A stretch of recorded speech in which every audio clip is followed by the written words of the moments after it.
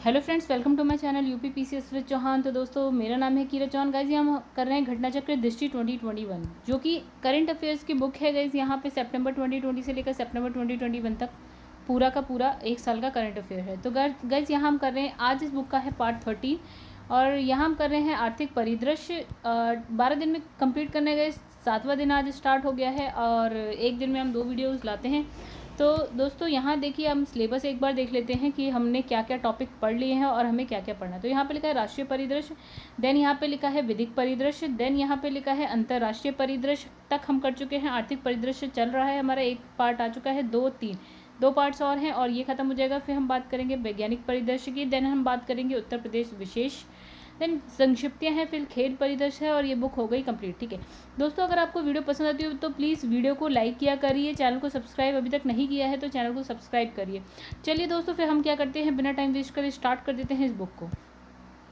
देखिए, इस कल की जो वीडियो थी उसका लास्ट पार्ट एक्चुअली क्या है, इसमें पेजेस गायब थे तो मुझे लगा सिर्फ इतना सही है। एक्चुअल में इतना नहीं है, इससे ज़्यादा ही है। चलिए हम एक बार फिर से स्टार्ट कर देते हैं इसको। प्रमुख नीतिगत दस्तावेज और घटनाक्रम, तो इसमें लिखा है वित्तीय समावेशन सूचकांक। तो लिखा है 7 अगस्त 2021 को भारतीय रिजर्व बैंक द्वारा राष्ट्रीय स्तर पर क्या है, वित्तीय समावेशन को मापने के लिए अपनी तरह के पहले समग्र क्या वित्तीय समावेशन सूचकांक की शुरुआत की गई। तो इस सूचकांक के अनुसार क्या है, मार्च 2021 को समाप्त हुए वित्तीय वर्ष के लिए वार्षिक वित्तीय सूचकांक 53.9 है और मार्च 2017 की अवधि के लिए ये कितना था, 43.4 था। ठीक है, अब इस सूचकांक को आरबीआई द्वारा सरकार और संबंधित क्षेत्र के विनियामक संस्थानों के सहयोग से तैयार किया गया है और इसमें क्या है, बैंकिंग है, निवेश, बीमा, डाक के साथ साथ पेंशन क्षेत्र से संबंधित सूचनाओं को शामिल करते हुए अधिक व्यापक स्वरूप प्रदान किया गया है। ठीक है, अब ये सूचकांक जो है वित्तीय समावेशन के विभिन्न पहलुओं से संबंधित सूचकों को 0 से लेकर 10 के बीच जो है अंक प्रदान करता है। 0 मतलब पूर्ण वित्तीय अपवर्जन यानी कि एक्सक्लूजन, और अगर आपके पास 100 मार्क्स हैं तो इसका मतलब हो गया आपका पूर्ण वित्तीय समावेशन यानी कि इंक्लूजन को प्रदर्शित करता है। ठीक है, तो इसके लिए 3 व्यापक क्या मानदंड जो है निर्धारित किए गए हैं, जिन्हें अलग अलग भारांश दिए गए। तो जैसे एक हो गया आपका पहुँच, इसका भारांश कितना है, 35% है, उपयोग का है 45% एंड गुणवत्ता का है 20%। चलिए दोस्तों, अब नेक्स्ट पे आते हैं आरबीआई का अधिशेष हस्तांतरण। ठीक है, यानी कि आरबीआई क्या करता है, जो उसका अधिशेष होता है उसको हस्तांतरित कर देता है कहाँ, भारत सरकार को। ठीक है, अब लिखा है कि मई 2021 में रिजर्व बैंक ऑफ इंडिया द्वारा केंद्र सरकार को कितना 99,122 करोड़ रुपीस कब 31 मार्च 2021 की बात है को समाप्त हुए 9 महीने की जो आपकी लेखा अवधि के लिए की अधिशेष राशि का हस्तांतरण क्या है, करने का निर्णय लिया है। फिर इसमें लिखा है आकस्मिक जोखिम बफर को 5.5% पर बनाए रखने का निर्णय लिया गया है। उल्लेखनीय है कि वर्तमान में भारतीय रिजर्व बैंक ने अपने लेखा वर्ष अप्रैल और मार्च कर दिया है और जो कि पूर्व में क्या था आपका जुलाई से जून तक का था। ठीक है, अब यहाँ पे लिखा है कि भारतीय रिजर्व बैंक ने क्या है 2019-20 और 18-19 में क्या क्रमशः इतने और इतने करोड़ रुपए जो है हस्तांतरित किए हैं। तो कितने करोड़ है गाइस, आप देख लीजिएगा एक बार। चलिए यहाँ पे हम देख लेते हैं। तो ये लिखा है 57,127 करोड़ रुपए और यहाँ पे लिखा है 1,75,987 करोड़ रुपीस। चलिए आगे देखते हैं, इसमें लिखा है अकाउंट एग्रीगेट नेटवर्क। तो सितंबर 2021 में क्या है, देश में वित्तीय डेटा साझा प्रणाली अकाउंट एग्रीगेट नेटवर्क का अनावरण किया गया है, जो निवेश और ऋण के क्षेत्र में क्रांति ला सकता है। इस नेटवर्क के माध्यम से लाखों उपयोगकर्ताओं को अपने वित्तीय रिकॉर्ड पर क्या आसान पहुंच और नियंत्रण मिल सकता है। फिर आगे लिखा है साथ ही ऋण प्रदाता और फिनटेक कंपनियों के लिए क्या है, ग्राहकों की संभावित संख्या में अत्यधिक जो है विस्तार भी हो सकता है। तो ये भारत में क्या है, ओपन बैंकिंग की व्यवस्था शुरू करने की दिशा में पहला कदम है, जो लाखों ग्राहकों को सुरक्षित और कुशल तरीके से क्या है अपने वित्तीय डेटा तक डिजिटल रूप से पहुंच और उसे अन्य स्थानों के साथ साझा करने में सशक्त बनाता है।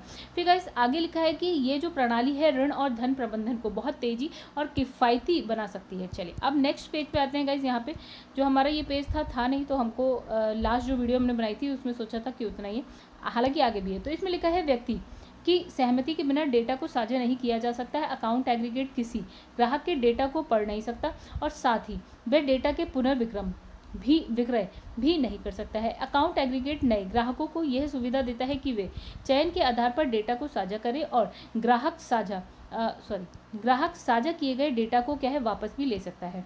फिर इसमें लिखा है कि अकाउंट एग्रीगेट ग्राहक के प्रति जो जिम्मेदार होते हैं, जिन्हें क्या आरबीआई द्वारा विनियमित किया जाता है, और जो डिजिटल रूप से हस्तांतरित और कूट भाषा का इस्तेमाल करते हुए डाटा साझा करते हैं। ठीक है, अब इसमें लिखा है मौद्रिक नीति वक्तव्य 2021-22।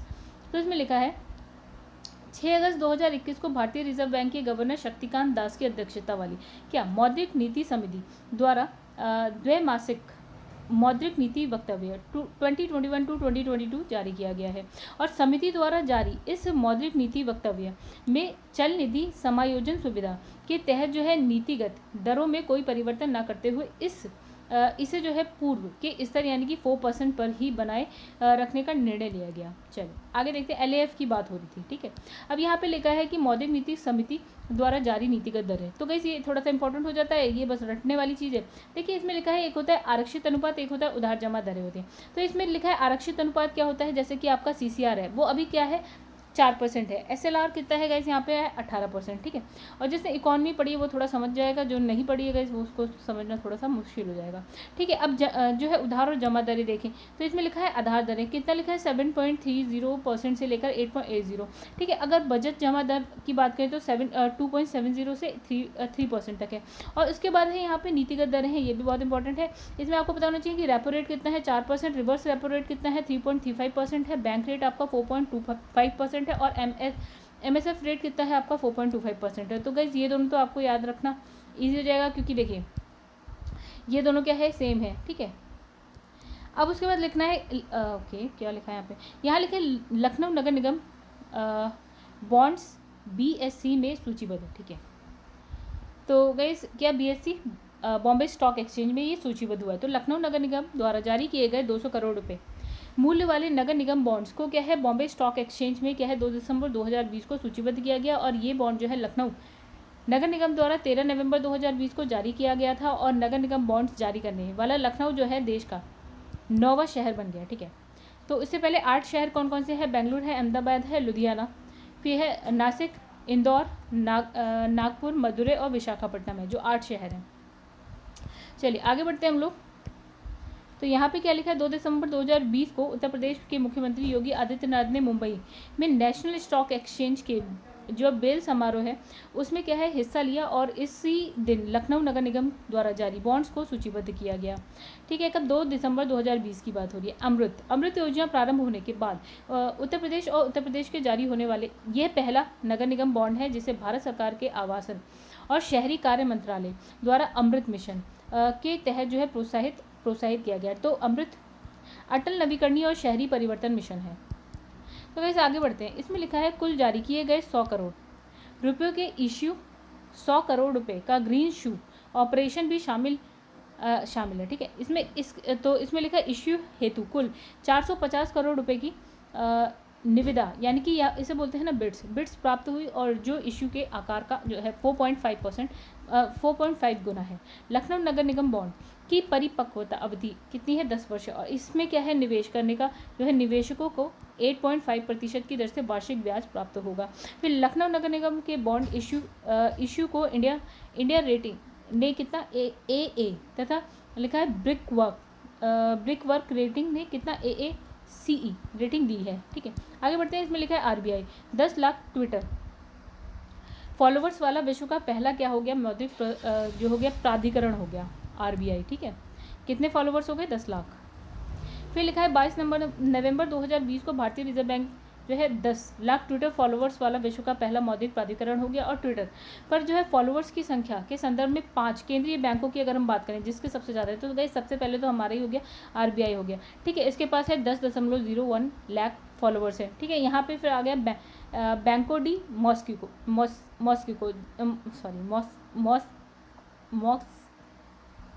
मैक्सिको। ठीक है, मैक्सिको का बैंक है गाइस, ये सेंट्रल बैंक है। ठीक है, इसके कितने फॉलोवर्स हैं आपके 7.74 हैं।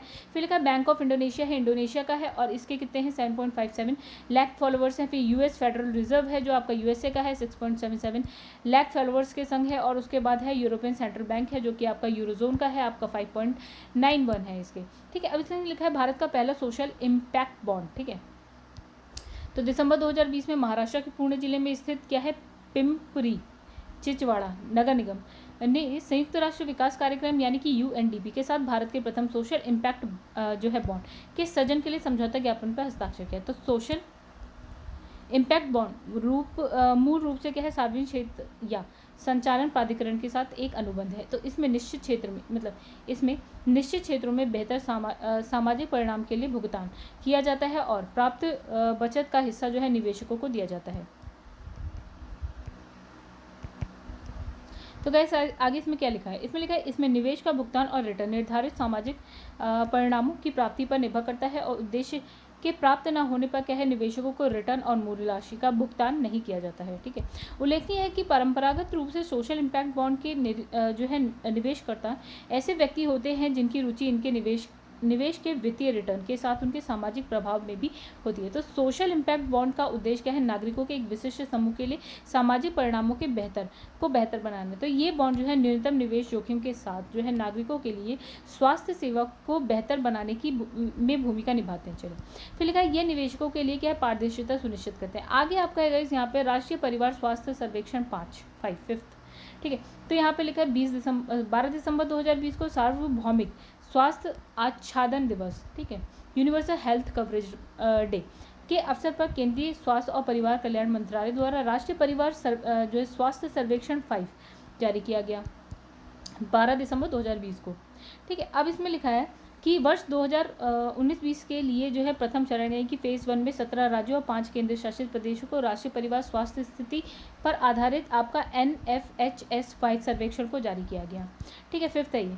और इसमें लिखा है ज्ञातव्य है कि जो ये आपका है NFHS सर्वेक्षण 2019-20 के अंतर्गत प्रजनन और बाल स्वास्थ्य, जनन क्षमता और परिवार नियोजन, फिर स्वास्थ्य बीमा हो गया, पोषण हो गया, HIV एड्स हो गया, संचारी रोग तथा अन्य संबंधित विषयों पर महत्वपूर्ण जानकारियाँ उपलब्ध कराई गई हैं। गौरतलब है कि अभी तक राष्ट्रीय परिवार स्वास्थ्य सर्वेक्षण के 4 चरण देश के ग्रामीण और शहरी क्षेत्रों में सफलतापूर्वक पूरे किए जा चुके हैं। जैसे कि आपका एक है NFHS 1 जो कि आपका 1992-1993 का है और NFHS 2 है आपका 1998-1999। फिर आपका थर्ड है जो आपका 2005-06 का है, फोर्थ आपका 15-16 का है। ठीक है, आगे लिखा है जो आपका फोर्थ को बेंचमार्क मानते हुए जो फिफ्थ की योजना बनाई गई है। तो फिफ्थ सर्वेक्षण में क्या है, कई नए क्षेत्रों को प्रमुखता दी गई है जो निम्न है। कौन कौन से इसमें नए ऐड हुए हैं, तो गाइस उसमें है एक जैसे बाल टीकाकरण हो गया, फिर बच्चों के लिए सूक्ष्म पोषण तत्वों के घटक हो गए, मासिक धर्म स्वच्छता हो गई, फिर शराब और तंबाकू के सेवन की जो है आवृत्ति हो गई, फिर गैर संचारी रोगों के अतिरिक्त घटक हो गए। ठीक है, आगे बढ़ते हैं। तो कैसे यहाँ लिखा है 15 वर्ष तथा उससे अधिक आयु के सभी लोगों में क्या है उच्च रक्तचाप तथा मधुमेह का मापन हो गया। फिर लिखा है NFHS 5 के तहत पहले चरण में जिसमें 22 राज्यों और केंद्र शासित प्रदेश का सर्वे किया गया था उसमें लगभग सभी ने जो आपका फोर्थ वाला था उसकी तुलना में कुल प्रजनन दर में कमी आई है। ठीक है, तो मतलब इसमें क्या था, कुल प्रजनन दर में कमी। फिर इसमें लिखा है 22 राज्य केंद्र शासित प्रदेशों में 19 में प्रजनन दर घटकर कितना हो गया, 19 में प्रजनन दर घटकर हो गया 2.1। ठीक है, इतना हमारा टारगेट भी रहता है। जबकि 3 राज्य जैसे कि आपका मणिपुर हो गया उसमें 2.2 है, मेघालय में आपका 2.9 है और बिहार में कितना है 3 है, ये तो बहुत ही ज़्यादा है। ठीक है, तो इसमें लिखा है यह दर जो है अभी भी 2.1 के स्तर से बहुत ऊपर है। ठीक है, फिर लिखा है अधिकांश राज्यों और केंद्र शासित प्रदेशों में जन्म के समय लिंगानुपात या तो अपरिवर्तित रहा या फिर उसमें क्या है वृद्धि हुई है। तो अधिकांश प्रदेशों के सामान्य लिंगानुपात कितना है आपका गाइस 952 या उससे अधिक है, तो ये अच्छी बात है गाइस। ठीक है, अधिक होना चाहिए, कम नहीं होना चाहिए। ये मतलब अगर आपके पास 100 मतलब आपके यहाँ 1000 लड़के हैं तो लड़कियों की संख्या कम से कम गाइस, वैसे तो ये देखिए ये भी 52 है, यहाँ पे 48 तो गायब ही है। ठीक है, हालांकि 1000 के आसपास होगा तो अच्छा होगा। ठीक है, अब लिखा है तेलंगाना, हिमाचल प्रदेश, गोवा, दादरा नगर हवेली एंड दमन दीव में ये कितना है 900 से भी नीचे, यानी कि ये बहुत ही बेकार स्थिति है। ठीक है, उसके बाद लिखा है सर्वेक्षण में शामिल राज्य और केंद्र शासित प्रदेशों में महिलाओं की अपेक्षा पुरुषों की उच्च रक्त शर्करा अधिक होने की संभावना व्यक्त की गई है। मतलब मधुमेह जो है वो क्या बोलते हैं डायबिटीज़ शुगर, वो आदमियों में ज़्यादा है, औरतों में कम है। तो ऐसे पुरुषों का प्रतिशत जो है केरल में 27% से अधिक है और इसमें क्या है, इसके बाद गोवा का नंबर आता है जो कि है आपका 24.1% तक है। तो गाइस अब हम करेंगे कृषि एवं संबद्ध क्षेत्र। तो दोस्तों यहाँ पे लिखा है मुख्य खरीफ फसलों के उत्पादन में प्रथम अग्रणी अनुमान जो है 2021-22 का है। तो यहाँ लिखा है 21 सितंबर 2021 को कृषि और किसान कल्याण मंत्रालय द्वारा वर्ष 2021-22 के लिए मुख्य खरीफ फसलों के उत्पादन में प्रथम अग्रिम अनुमान, ठीक है, जारी किया गया है। तो इसमें लिखा है वर्ष 2021-22 के लिए प्रथम अग्रिम अनुपात केवल खरीफ फसल के अनुमान के अनुसार देश में कुल खाद्यान्न उत्पादन रिकॉर्ड जो है आपका 150.50 मिलियन टन अनुमानित है, और जो विगत 5 वर्षों यानी 2015 से लेकर 20 तक की बात करें तो औसत खाद्य उत्पादन की तुलना में जो है 12.71 मिलियन टन जो है अधिक है। तो वर्ष 2021-22 के दौरान क्या होता है, चावल का कुल उत्पादन कितना 107.04 मिलियन टन जो है अनुमानित है, जो विगत 5 वर्षों के औसत उत्पादन का कितना 97.83 मिलियन टन की तुलना में क्या है इतना अधिक है, कितना 9.21 मिलियन टन अधिक है, ठीक है। अब खरीफ सत्र में क्या है, पोषण मोटे अनाजों का उत्पादन जो है 34 मिलियन टन अनुमानित है, और जो इतने मिलियन टन औसत उत्पादन की तुलना में जो है मतलब कितना अधिक है 2.11 मिलियन टन अधिक है, ठीक है। तो अब इसमें लिखा है 2021-22 के दौरान कुल खरीफ दलहन का उत्पादन 9.45 मिलियन टन अनुमानित है, ठीक है। अब लिखा है कि 8.06 मिलियन टन औसत खरीफ दलहन उत्पादन की तुलना में 1.39 मिलियन टन अधिक है। कितना अधिक है ये बस ये याद रखिए कि कितना अधिक है अभी के में, ठीक है। अब यहाँ लिखा है 2020 में 2021-22 के दौरान अगर हम देखें खरीफ तिलहन की बात करें तो ये कितना है आपका 23.39 मिलियन टन है अनुमानित है गाइस, और ये कितना टन अधिक है आपका 2.96 मिलियन टन अधिक है, ठीक है। फिर यहाँ हम बात करेंगे गन्ने की अनुमानित कितना है 419.25 मिलियन टन है, और कितना अधिक है ये भी देख लेते हैं एक बार। तो इसमें लिखा है कि 57.18 मिलियन टन अधिक है। तो पिछला आपको याद करने की जरूरत नहीं है, पढ़ने की इतना खास जरूरत नहीं है, मतलब इसका औसत उत्पादन जो है ना उससे इतना अधिक है, ठीक है। तो आप कितना अधिक है ये देखिए। अब इसमें लिखा है कपास का उत्पादन कितना, इसमें लिखा है 36.22 मिलियन गांठे, ठीक है। तथा पटसन और मेस्ता का उत्पादन कितना है आपका 9.61 मिलियन गांठे, ठीक है, अनुमानित है। फिर लिखा है जो है आपका रबी फसलों के न्यूनतम समर्थन मूल्य और विपणन वर्ष 2022-23, ठीक है। 8 सितंबर 2021 को आर्थिक मामलों के मंत्रिमंडलीय समिति ने विपणन वर्ष 2022-23 के लिए सभी रबी फसलों के न्यूनतम यानी कि MSP में वृद्धि को मंजूरी दे दी है। तो 2022-23 के लिए क्या है, जहां न्यूनतम समर्थन मूल्य में सबसे ज़्यादा वृद्धि जो है मसूर और क्या है रेपसीड और सरसों, यानी कि इसमें लिखा है प्रत्येक में 400 रुपये प्रति क्विंटल के लिए की गई है, ठीक है। वही सबसे कम किसकी है आपकी जौ की है 35 रुपीज़ प्रति क्विंटल, ठीक है। अब यहाँ पे देखिए क्या लिखा है विपणन वर्ष 2022-23 के लिए MSP रुपये प्रति क्विंटल में। तो देखिए गाइस यहाँ पे लिखा है, देखिए यहाँ लिखा है विपणन वर्ष 2021-22 के लिए MSP, फिर 22-23 के लिए MSP और शुद्ध वृद्धि कितनी है, ठीक है। तो यहाँ पे रुपए में ही है सारे कुछ। तो यहाँ पे जैसे गेहूं में आपका कितना है आपका 21-22 के लिए देख लीजिए, और 22-23 के लिए देख लीजिए, और उसके बाद शुद्ध वृद्धि है आपकी 40 रुपये प्रति कुंटल, ठीक है। अब यहाँ पे जौ में शुद्ध वृद्धि है आपकी 35 रुपीज़ प्रति कुंटल, और यहाँ पे देख लिए 22-23 के लिए कितने रुपये हैं 1635, तो 35 रुपीज़ प्रति कुंटल हो गया, ठीक है। चने में आपका 130 रुपये प्रति कुंटल है, मसूर में आपका सबसे ज़्यादा है, और आपका रेपसीड और सरसों में भी सबसे ज़्यादा है 400 रुपये प्रति कुंटल की वृद्धि हुई है। कुसुम में आपकी 114 रुपये प्रति कुंटल की वृद्धि हुई है। तो गाइस ये डेटा आप रख लीजिए, और तो कोई चारा नहीं है, ठीक है। अब लिखा है खाद्यान्न उत्पादन 2020 के चतुर्थ अग्रिम अनुमान। तो यहाँ लिखा है 11 अगस्त 2021 को क्या है कृषि और किसान कल्याण विभाग भारत सरकार द्वारा 2020-21 के लिए मुख्य फसलों के उत्पादन के चौथे अग्रिम अनुमान यानी कि 4th एडवांस एस्टीमेट जारी किया गया है, और 2020-21 के लिए जारी किए गए चौथे अग्रिम अनुमान के अनुसार देश में कुल खाद्यान्न उत्पादन कितना इतने मिलियन टन अनुमानित है, यानी कि 308.65 मिलियन टन, ठीक है। फिर लिखा है 20-21 के दौरान चावल का कुल उत्पादन 122.27 मिलियन टन, जो विगत 5 वर्षों में औसत उत्पादन की तुलना में इतने 9.8983 मिलियन टन अधिक है। गेहूं का उत्पादन यहाँ लिख रखा है और इतने मिलियन टन अधिक है, ठीक है। और फिर उसके बाद लिखा है दलहनों का उत्पादन, गाइस यहाँ पे दलहन का उत्पादन देखिए 25.75 है, इतने मिलियन टन अधिक है। और गन्ने का उत्पादन लिखा है 399.25 मिलियन टन अनुमानित है, और 19-20 की तुलना में 28.75 मिलियन टन अधिक है, और साथ ही औसत उत्पादन की तुलना में जो है ये 37.18 मिलियन टन अधिक है। फिर उसी तरह आप कपास का देख सकते हैं गाइस, और उसमें कितना अधिक है और कितना है, और फिर उसी तरह पटसन और मेस्ता का भी देख सकते हैं गाइस, ठीक है। आगे बढ़ते हैं। फिर लिखा है बागानी फसलें यानी कि द्वितीय अग्रिम अनुपात अनुमान जो है 2020-21। तो 15 जुलाई 2021 को कृषि और किसान कल्याण विभाग द्वारा बागानी फसलों के उत्पादन और क्षेत्रफल के संदर्भ में क्या है वर्ष 2020-21 हेतु द्वितीय अग्रिम अनुमान जारी किया गया है। 2020-21 के लिए द्वितीय अग्रिम अनुमान के अनुसार देश में जो है बागानी फसलों का कुल उत्पादन कितना लिखा है, यहाँ पे लिखा है 329.86 मिलियन टन है, ठीक है। और 19-20 के अंतिम जो अनुमान है उसकी तुलना में ये 9.39% जो है मिलियन टन अधिक है, यानी कि 2.93% अधिक है। अब गाइस यहाँ पे वैसी बात करेंगे कि आपके फलों का उत्पादन की बात करते हैं और कितना अधिक है ये देख लीजिए, ठीक है। और फिर यहाँ पे लिखा है आपका सब्जियों का कितना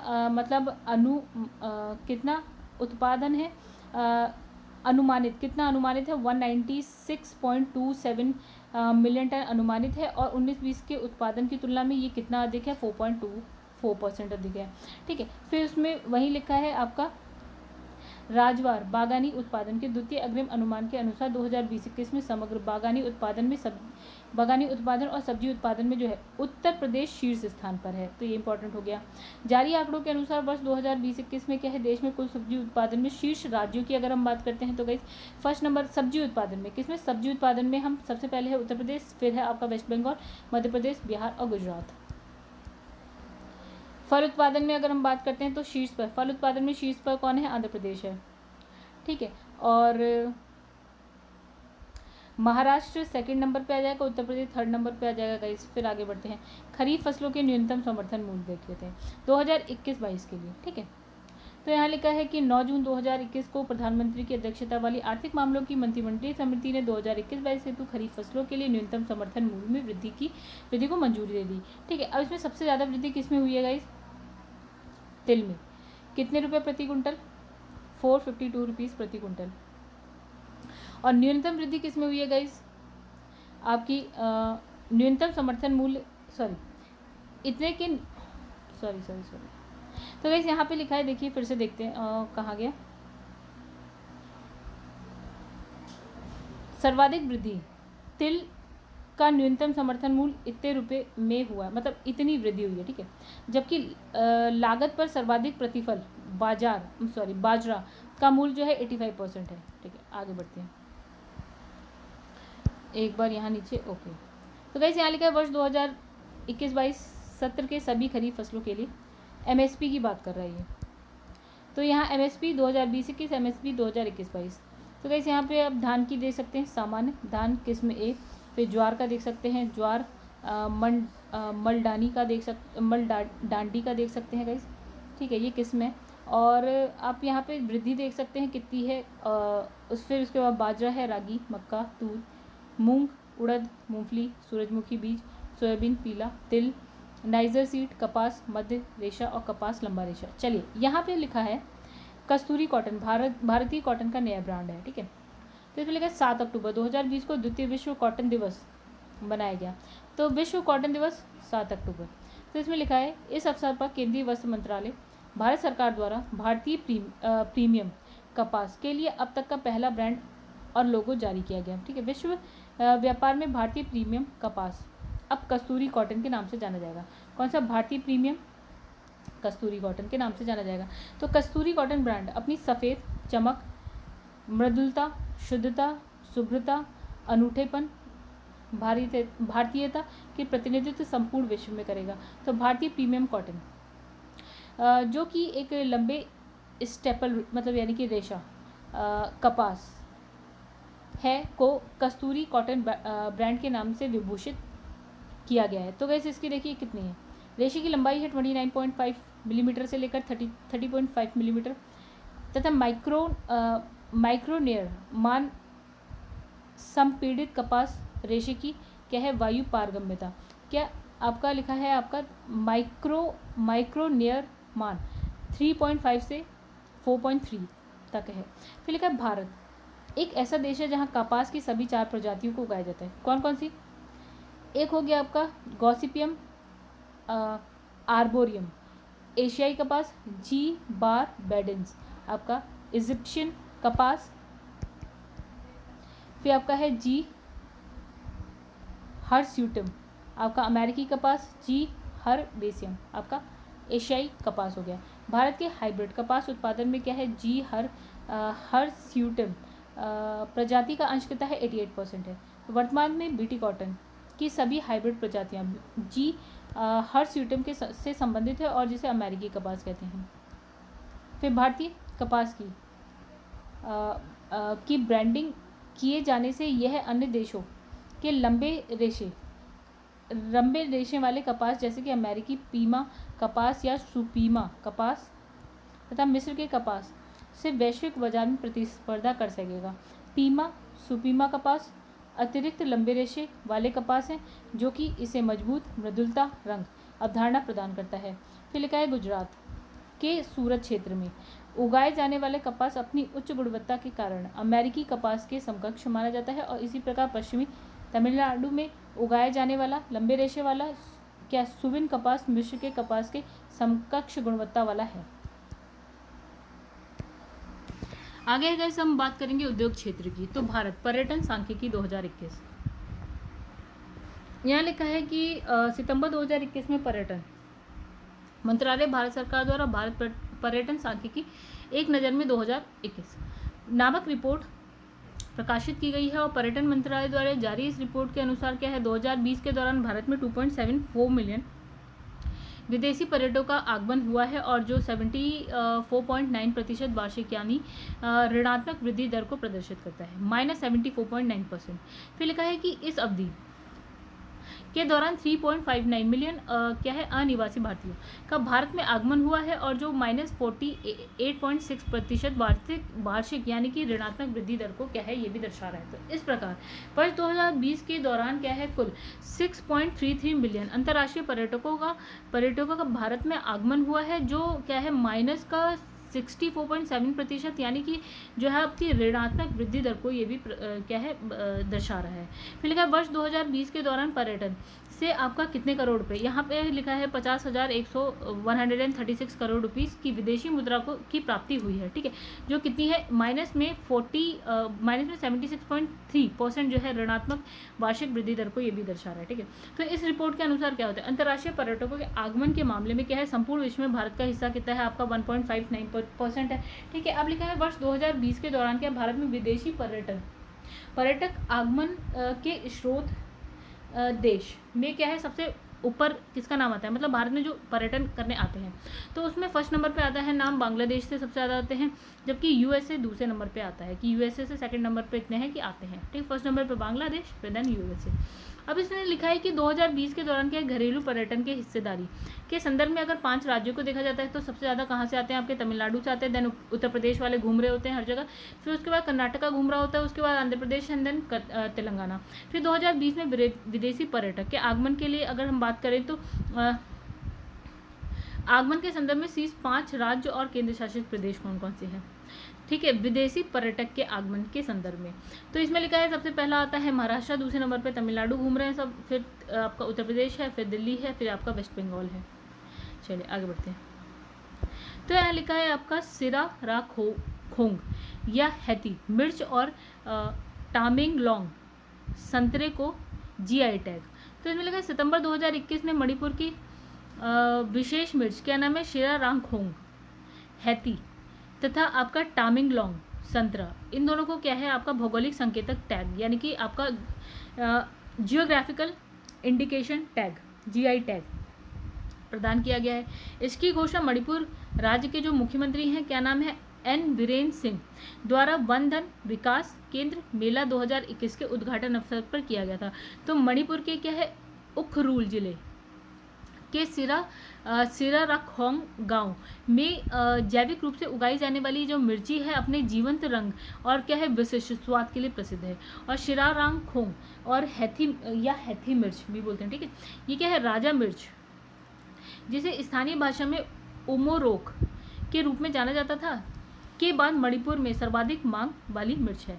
तो अब इसमें लिखा है राजा मिर्च यानी कि उमोरोक को विश्व की सबसे तेज और गर्म मिर्च के रूप में जाना जाता है और शिराराखोंग हैती मिर्च को स्थानीय लोग जो है भगवान का उपहार मानते हैं। तो ये मिर्च जो है स्थानीय लोगों में इतनी लोकप्रिय है कि इसे बढ़ावा देने हेतु क्या है वार्षिक उत्सव मनाया जाता है। स्थानीय स्तर पर मिर्ची को समर्पित एक क्या है लोकगीत भी है जिसकी तुलना नागा जनजाति के एक क्या वैश्य कीमती शॉल जैसे कि जैसी खुइलोंग के नाम से जाना जाता है से की गई है। ठीक है, अब लिखा है सियारा खोंग या हैथी मिर्च एक अच्छे एंटीऑक्सीडेंट के रूप में काम आती है और इसमें क्या है, उच्च कैल्शियम और क्या विटामिन सी होता है। फिर लिखा है आपका टामिंगलोंग संतरा, जो अपने अम्लीय स्वाद तथा मिश्रित मिठास के लिए प्रसिद्ध है। अधिकतर जो है टामिंगलोंग जिले में पाया जाता है। टामिंगलोंग जिले को मणिपुर का क्या है, ऑरेंज ऑफ बाउल भी मतलब क्या, ऑरेंज ऑफ बाउल भी कहा जाता है। चलिए नेक्स्ट पेज पे आ गए दोस्तों हम लोग। फिर यहाँ पे क्या कहानी लिखी है भी पढ़ लेते हैं। सार्वजनिक क्षेत्र के बैंक सुधार एजेंट यानी कि EASE 4.0 तो 25 अगस्त 2021 को वित्त और कॉरपोरेट मामले की मंत्री कौन, निर्मला सीतारमण ने सार्वजनिक क्षेत्र के बैंक सुधार एजेंडा के चौथे संस्करण का मुंबई में अनावरण किया है। फिर लिखा इस दिन निर्मला सीतारमण ने क्या है आपका EASE 3.0 बैंकिंग सुधार सूचकांक के शीर्ष स्थान पर रहने वाले सार्वजनिक क्षेत्र के बैंकों को पुरस्कृत भी किया है। और EASE 4.0 ग्राहक केंद्रित डिजिटल परिवर्तन के एजेंडे को आगे बढ़ाने के लिए सार्वजनिक क्षेत्र के बैंकों को तकनीक सक्षम, सरलीकृत और सहयोगी बैंक प्रदान करने के लिए प्रतिबद्ध करेगा। ठीक है, इसके अंतर्गत निम्नलिखित विषय जो है प्रस्तावित किए गए हैं। एक तो लचीली तकनीक के साथ 24/7 बैंकिंग के स्मार्ट आपका लैंडिंग मतलब dial A loan and credit click. फिर है आंकड़े आधारित कृषि वित्त और फिर आपका है वित्तीय तंत्र से सहयोग। फिर लिखा है state bank of India, bank of Baroda and union bank of India ने ईज इंडेक्स के आधार पर सार्वजनिक क्षेत्र के बैंक सुधार ईज 3.0 के लिए सर्वश्रेष्ठ प्रदर्शन करने वाले बैंकों का पुरस्कार जीता है। इंडियन बैंक ने बेस लाइन प्रदर्शन से सर्वश्रेष्ठ सुधार का पुरस्कार जीता। फिर लिखा है उभरते सितारे कोष। 21 अगस्त 2021 को वित्त और कॉर्पोरेट जो मामलों की मंत्री निर्मला सीतारमण ने निर्यात उन्मुख सूक्ष्म लघु और मध्यम उद्योग की कंपनी की सहायता हेतु उभरते सितारे कोष का शुभारंभ किया। उभरते सितारे कोष का गठन किया है एग्जिम बैंक द्वारा और सिडबी द्वारा किया गया है। ठीक है, उभरते सितारे कोष एक वैकल्पिक क्या है, निवेश कोष है। फिर इस कोष का आकार कितना है, 250 करोड़ रुपीज़, जिसमें 250 करोड़ रुपए का क्या है, ग्रीन शू विकल्प शामिल है। और एग्जिम बैंक और सिडबी ने एक पाइपलाइन विकसित की है जिसमें विभिन्न देशों की 100 से अधिक कंपनियां शामिल होंगी। ठीक है, इस योजना के अंतर्गत क्या है, चिन्हित उन कंपनियों को सहायता प्रदान की जाएगी जो वर्तमान में भले ही खराब प्रदर्शन कर रही हैं लेकिन भविष्य में उनका जो है अच्छा प्रदर्शन करने की क्षमता है। फिर गाइस यहाँ पे लिखा है कांडला देश का पहला हरित विशिष्ट आर्थिक क्षेत्र हो गया। फिर लिखा है यहाँ पे कि 26 जुलाई 2021 को कांडला विशिष्ट आर्थिक क्षेत्र को क्या है, Indian green building council planet rating प्रदान की गई है। कांडला विशिष्ट आर्थिक क्षेत्र क्या है, मौजूदा शहरों के लिए ग्रीन सिटीज़ प्लैटिनम रेटिंग हासिल करने वाला पहला जो है विशिष्ट आर्थिक क्षेत्र है। तो इस आर्थिक क्षेत्र को CII की इंडेक्स ग्रीन बिल्डिंग काउंसिल द्वारा ग्रीन मास्टर प्लानिंग नीतिगत पहलों और हरित बुनियादी ढांचे के कार्यान्वयन हेतु IGBC प्लैटिनम रेटिंग प्रदान की गई है। और कांडला जो है आपका SEZ के लिए एक रेटिंग इसलिए भी उल्लेखनीय है क्योंकि यह जो है हरित क्षेत्र ऐसी जगह पर विकसित किया गया है जहां जल संरक्षण और वनीकरण महत्वपूर्ण कदम है। तो कांडला विशिष्ट आर्थिक क्षेत्र देश का सबसे पुराना निर्यात जोन है। ठीक है, इसमें लिखा है ग्लोबल स्टार्टअप इकोसिस्टम इंडेक्स 2021। तो यहाँ लिखा है कि जून 2021 में स्टार्टअप ब्लिंक द्वारा वैश्विक स्टार्टअप पारिस्थितिकी सूचकांक 2021 जारी किया गया। स्टार्टअप ब्लिंक द्वारा वर्ष 2017 से यह रिपोर्ट जारी की जा रही है। इस सूचकांक में वैश्विक स्तर पर क्या है, 100 देशों और 1000 शहरों को शामिल किया गया है। सूचकांक के लिए स्कोर की गणना निम्नलिखित 3 मानदंडों यानी कि गुणवत्ता, मात्रा और व्यावसायिक वातावरण के आधार पर की गई। शीर्ष 10 शहरों में अमेरिका का सैन फ्रांसिस्को शहर जो है शीर्ष पर है, जबकि भारत का एकमात्र शहर यानी कि जो आपका बेंगलुरु है वो 10वें स्थान पर है। तो गाइस यहाँ पे हम बात करते हैं शीर्ष 5 देशों की बात करेंगे, यहाँ पे शीर्ष 5 शहरों की बात करेंगे। ठीक है, क्या है, वैश्विक स्टार्टअप पारिस्थितिकी सूचकांक 2021 की। ठीक है, तो यहाँ पे लिखा है शीर्ष 5 देश की बात करें तो America, UK, Israel, Canada and Germany. और अगर शहरों की बात करें तो सैन फ्रांसिस्को हो गया, आपका न्यूयॉर्क हो गया, बीजिंग, फिर Los Angeles and then London है। तो इस वर्ष की सूची में भारत ने विश्व वर्ष 2020 की अपनी रैंकिंग यानी कि कितनी थी 23वीं में जो है 3 पायदान का सुधार करते हुए 20वीं रैंकिंग हासिल की है। सूचकांक में शामिल विश्व के 1000 शहरों में भारत के कितने हैं 43 शहरों को स्थान मिला है और भारत के 3 शहरों यानी कि बेंगलुरु की रेटिंग है आपकी कितनी मतलब रैंक जो है वो 10 है और नई दिल्ली की 14th है, मुंबई की आपकी 16वीं है। ठीक है, तो को शीर्ष 20 में शामिल किया गया। तो नेक्स्ट इसमें लिखा है कच्चे इस्पात का उत्पादन वर्ल्ड स्टील एसोसिएशन। तो जून 2021 में वर्ल्ड स्टील एसोसिएशन द्वारा जारी अद्यतन आंकड़ों के अनुसार वैश्विक स्तर पर कच्चे स्टील के उत्पादन में चीन शीर्ष पर रहा है और तत्पश्चात भारत और दूसरे नंबर पर रहा है और तीसरे नंबर पर रहा है आपका जापान। आगे लिखा है WSA द्वारा जारी आंकड़ों के अनुसार वैश्विक स्तर पर कच्चे इस्पात का उत्पादन 2020 में कितना हुआ है आपका 1877.5 बिलियन टन रहा है, जो वर्ष 2019 की तुलना में कितना 0.2% अधिक है। तो यहाँ लिखा है वर्ष 2020 एवं 19 में वैश्विक स्तर पर कच्चा इस्पात उत्पादन के 5 शीर्ष देश की बात करेंगे। देखिए 2019 में और 2020 में तो जो है आपका देखिए 2020 में सबसे ज़्यादा किसका है, चाइना का है दिखा रहा है, और फिर आपका 19 में भी चाइना ही था सबसे ज़्यादा।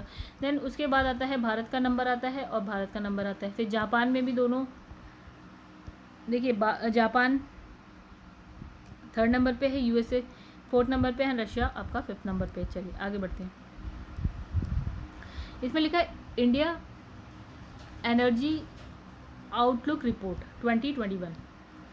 फरवरी 2021 में अंतर्राष्ट्रीय ऊर्जा एजेंसी द्वारा इंडिया एनर्जी आउटलुक रिपोर्ट जो है 2021 रिपोर्ट जो है जारी की गई।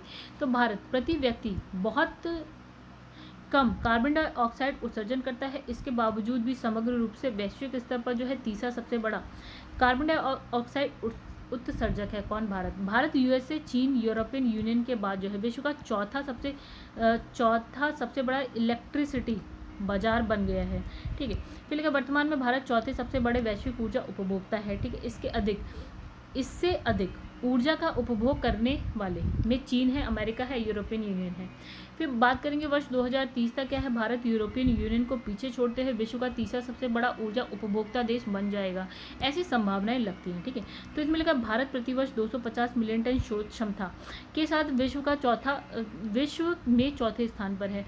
अब भारत चीन के बाद दूसरा सबसे बड़ा क्या है, शुद्ध तेल आयातक हो गया है। ठीक है, फिर लिखा है कि इंडिया स्किल्स रिपोर्ट 2021। तो फरवरी 2021 में नई दिल्ली में इंडिया स्किल रिपोर्ट का 8वां जो है संस्करण इंडिया स्किल्स रिपोर्ट 2021 को जारी किया गया और रिपोर्ट का यह संस्करण जो है कोविड के बाद भारत में कौशल यानी कि स्किल की मांग और पूर्ति पर केंद्रित है। तो इंडिया स्किल रिपोर्ट 2 पृथक परिस्थितियों यानी कि एक तो लिखा है वीवॉक्स राज्य नियोजनीयता परीक्षण, ठीक है, और दूसरा लिखा है इंडिया हायरिंग इंटेंट सर्वे का सम्मेलन है। तो रिपोर्ट के अनुसार समग्र नियोजनीयता में गिरावट दर्ज की गई है। तो वर्ष 2020 के 46.21% से कम होकर ये 2021 में 45.1% स्तर पर पहुंच गई। ठीक है, आगे बढ़ते हैं।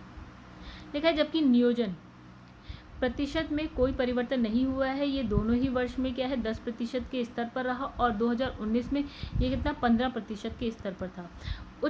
उच्चतम नियोजनीयता वाले शीर्ष 5 राज्य और केंद्र शासित प्रदेशों की अगर हम बात करें तो फर्स्ट नंबर पे Maharashtra, then Tamil Nadu, then Uttar Pradesh, Karnataka and then आपका आंध्र प्रदेश है। फिर उच्चतम नियोजनीयता वाले शीर्ष 5 शहर की बात करते तो हैदराबाद है, बेंगलुरु, पुणे, न्यू दिल्ली और फिर आपका आता है चेन्नई। फिर आपका लिखा है जो लखनऊ है, लखनऊ उच्चतम नियोजनीयता वाले शहरों की सूची में कितने नंबर पे है 6वें। अब 2021 की रिपोर्ट के अनुसार महिला की नियोजनीयता कितनी 41.25%, जबकि पुरुषों की 38.91% आकलित है। फिर लिखा है ऑक्टेन 100 मतलब प्रीमियम ग्रेड पेट्रोल। 1 दिसंबर 2020 को इंडियन ऑयल कॉरपोरेशन ने देश में विश्व स्तरीय प्रीमियम ग्रेड पेट्रोल को लॉन्च किया। तो इस पेट्रोल को XP100 ब्रांड नाम के तहत लॉन्च किया गया। दायित्व है कि प्रथम चरण में आपका XP100 प्रीमियम पेट्रोल 10 शहरों के IOC में चुनिंदा आउटलेट पर उपलब्ध है और ये 10 शहर दिल्ली, गुड़गांव, नोएडा, आगरा, जयपुर, चंडीगढ़, लुधियाना, मुंबई, पुणे, अहमदाबाद ये हैं। ठीक है, अब लिखा है XP100 पेट्रोल का उत्पादन डिगबोई असम, मथुरा उत्तर प्रदेश, बरौनी बिहार रिफाइनरी में किया जाएगा। और भारत में पहले ऑक्टेन 100 पेट्रोल हेतु प्रौद्योगिकी का विकास जो है स्वदेश में ही इंडियन ऑयल अनुसंधान और विकास केंद्र द्वारा किया गया। ठीक है, अब लिखा है XP 100 को लॉन्च करने के साथ ही भारत, जर्मनी, अमेरिका जैसे इन चुनिंदा देशों के समूह में शामिल हो जाएगा और यहाँ क्या है, उच्च गुणवत्ता का ये जो है पेट्रोल उपलब्ध है। फिर लिखा उत्तर प्रदेश इलेक्ट्रॉनिक्स विनिर्माण नीति 2020। 18 अगस्त 2020 को उत्तर प्रदेश मंत्रिमंडल ने उत्तर प्रदेश इलेक्ट्रॉनिक्स विनिर्माण नीति 2020 को मंजूरी प्रदान कर दी है और ये नीति संपूर्ण राज्य में प्रभावी होगी। और यद्यपि बुंदेलखंड और पूर्वांचल में निवेश के लिए क्या है, विशेष प्रावधान किए गए हैं। इलेक्ट्रॉनिक्स विनिर्माण उद्योग वैश्विक स्तर पर बड़ा और तीव्र गति से उभरता क्षेत्र है। वैश्विक स्तर पर क्या है, वर्ष 2020 के अंत तक इसका जो आकार है 2.4 ट्रिलियन अमेरिकी डॉलर होगा। तो वर्ष 2020 तक भारतीय इलेक्ट्रॉनिक्स बाजार का आकार 400 बिलियन अमेरिकी डॉलर के बराबर होगा। फिर यहाँ लिखा है उत्तर प्रदेश इलेक्ट्रॉनिक्स विनिर्माण नीति 2017 की आशातीत सफलता ने इसे पूरे प्रदेश में विस्तारित करने पर बल दिया। और क्योंकि इसकी पुरानी नीति केवल नोएडा, ग्रेटर नोएडा, यमुना एक्सप्रेसवे प्राधिकरण के लिए लक्षित थी। इस नीति के निम्नलिखित लक्ष्य निर्धारित हैं। क्या क्या लक्ष्य हैं? 40,000 करोड़ का निवेश आकर्षित करना और प्रदेश में 3 इलेक्ट्रॉनिक्स विनिर्माण गुच्छ की स्थापना, प्रदेश में 3 उत्कृष्टता केंद्र की स्थापना, प्रदेश में घरेलू और विदेशी निवेशकों द्वारा इलेक्ट्रॉनिक सिस्टम डिजाइन विनिर्माण पार्क की स्थापना, प्रदेश में लगभग 4 लाख रोजगार के अवसर प्रदान करना और फैब इकाइयों के माध्यम से सेमीकंडक्टर निर्माण में निवेश आकर्षित करना। नीति के अंतर्गत बनने वाले 3 इलेक्ट्रॉनिक्स विनिर्माण गुच्छे निम्नलिखित हैं। कौन कौन से? यमुना एक्सप्रेसवे वे औद्योगिक विकास प्राधिकरण में जेवर हवाई अड्डे के पास इलेक्ट्रॉनिक सिटी की स्थापना, जो कि गौतम बुद्ध नगर। ठीक है, अब यहाँ पे लिखा है बुंदेलखंड में रक्षा इलेक्ट्रॉनिक्स विनिर्माण गुच्छ। फिर लिखा है लखनऊ, उन्नाव, कानपुर में मेडिकल इलेक्ट्रॉनिक्स विनिर्माण गुच्छ। फिर है उत्कृष्टता केंद्र की कुल परियोजना लागत का 25% राज्य सरकार और 75% भारत सरकार एवं संबंधित उद्योग संघ द्वारा वहन किया जाएगा। तो दोस्तों इस पार्ट में इतना ही है। अगर आपको वीडियो पसंद आई तो लाइक करिएगा, कमेंट करिएगा, शेयर करिएगा और चैनल को अभी तक सब्सक्राइब नहीं किया है तो गाइस चैनल को सब्सक्राइब कर लीजिएगा। गाइस मेरे चैनल का नाम है #UPPCS Chauhan for all and for all government exams. चलिए गाइस इसको यहीं पे करते हैं स्टॉप। ये हो गई हमारी आज की पहली वीडियो। ठीक है, अब हम दूसरी वीडियो लाएंगे, कुछ ही आज ही के दिन ले आएंगे, कब लाएंगे ये पता नहीं, लेकिन आ जाएगी गाइस। ठीक है, चलिए गाइस तब तक के लिए धन्यवाद।